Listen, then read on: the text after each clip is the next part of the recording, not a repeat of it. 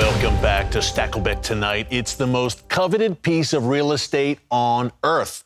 Jerusalem's Temple Mount is the subject of award-winning filmmaker David Kiern's brand new film, I Am Israel, the Mountain of the King.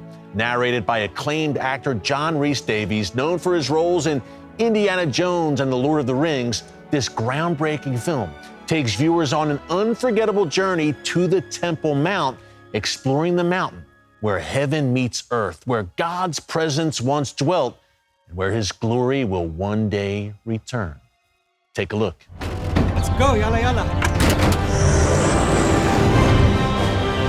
Sometimes you gotta get out from behind the desk. I'm coming into the valley. And explore and search to find the truth, to find the history. The Israelites on their journey would have been walking right through here. Begin your adventure at IamIsraelFilm.com. And David Kiern joins us now. David, great film. I mean, talk about timely. Why did you choose the Temple Mount to focus on? I mentioned in the lead-in, the most coveted piece of real estate in the world, highly controversial, of course. Why the Temple Mount, David, for focus on this film at this point in history? Eric, thanks so much for letting us be on your show. It's a big deal for all of us involved. We love the work that you are doing, brother. Temple Mount, how did we come to that? I didn't grow up knowing anything about the Temple Mount. And quite honestly, even though I grew up in the church since I've been born, I didn't know a whole lot about Israel until God sort of connected me with Israel over the last number of years. We made a film, the first movie, called I Am Israel. And the film is about the entire land of Israel, from the Golan Heights all the way down south. And it's about the rebirth of the land and the return of the Jewish people. That came out, and God gave us favor and success, and it was in over 10,000 churches all over the world. The goal being to connect believers around the world to this miracle that's unfolding. As that came out, people say, "Oh, are you going to make another one? What could you do?" And I was absolutely open to it, but didn't want to repeat ourselves with the subject matter.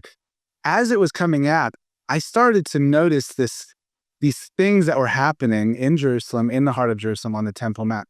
Jewish people were being arrested left and right over and over because they were going up to the Temple Mount and whispering prayers. They were going up to the Temple Mount and if they just moved their mouth a little bit, they would be taken aside and spoken to. And I said, what? I don't understand so much about the Temple Mount. What is going on? And I started to research and tried to listen to as many contemporary things that are happening right now about the Temple Mount. And I then learned that the Christian people cannot pray up on the Temple Mount, just like the Jewish people cannot pray up on the Temple Mount. And over in our Bibles, it's just everywhere. Mount Zion, the mountain of the King, the Temple Mount, from the beginning of the Bible to the end, it's just all over the place. And so I started to look into that and said, if we could do a story about this, what would it be? Because just going to the Temple Mount and filming wouldn't be so visually interesting. Folks need to remember the first and second temples once stood on the Temple Mount. Jesus taught in that second temple. So, David, as you said, a place of paramount importance for Jews and Christians alike. It really is. And I feel like there is an awakening that is happening in the world where the Jewish people have always looked to this mountain, the mountain where the binding of Isaac happened, where Abraham took his son. The Jewish people have always, this has been important, but I think there's an awakening amongst the nations where Christians really desire to go and pray and worship God on this mountain. And so that's sort of one of the themes of our movie. We follow the path of the glory of God from the wilderness of the Exodus through the land of Israel, every significant place it was, until the presence of God came to rest finally and permanently on the Temple Mount, on Mount Zion. Yeah, David, it's incredible. And look, we're in a time of rising anti-Semitism, of course, including even right here in the United States. Generation Z, maybe trends showing they're not as pro-Israel as their fathers and grandfathers. Talk about how this film can reach them, can reach the next generation, which may not be as in tune with Israel as previous generations.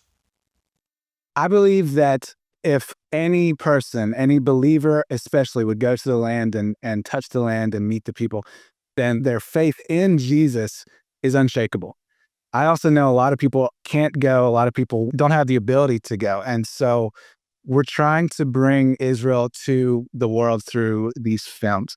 And I believe that young people, if they only could see certain things, connect with certain things, see the evidence of God for themselves that's unfolding in the land of Israel, they would become great supporters of the Jewish people and Israel.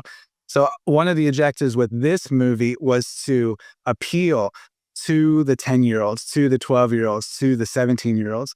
There's a huge adventure aspect that we have in the movie. We've got horses and jeeps, and we go underground in Jerusalem. One of our goals is to show the young people the miracle that God is playing out right now in the earth through the Jewish people in the land of Israel. David, it's so well done, beautifully shot, written, directed. Great job as always, my friend. Folks, the film is called I Am Israel, The Mountain of the King. You can pick it up right now. It is a must-see. David, great work, my friend. Keep it up.